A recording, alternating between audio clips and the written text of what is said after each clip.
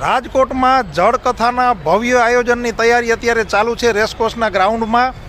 આ ભવ્ય સ્ટેજ બને છે અને સામે આ બધી ખુરશી અને સોફાનું બધું આયોજન છે.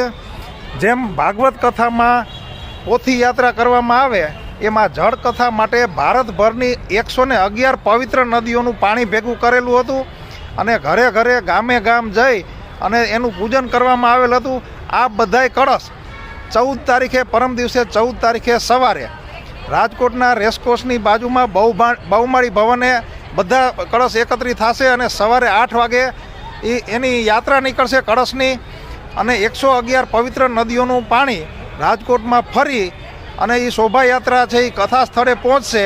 ત્યારબાદ 14 તારીખે રાત્રે કીર્તિદાનભાઈનો ડાયરો રાખેલો છે અહીંયા આ જ જગ્યાએ.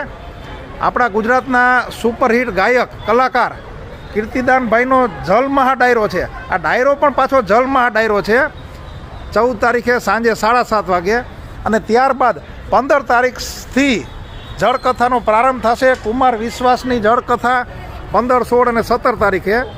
તો આ કથાનો જળકથાનો કે જે વિશ્વમાં પહેલી વખત થવા જઈ રહી છે એનો લાભ લેવા તમામ જનતા, આખા ગુજરાતના લોકો, આખા ભારતના લોકો ઉપસ્થિત થાય, પવિત્ર નદીઓના પાણીનું પૂજન કરે અને જળકથાનો લાભ લે એવી બધાને વિનંતી.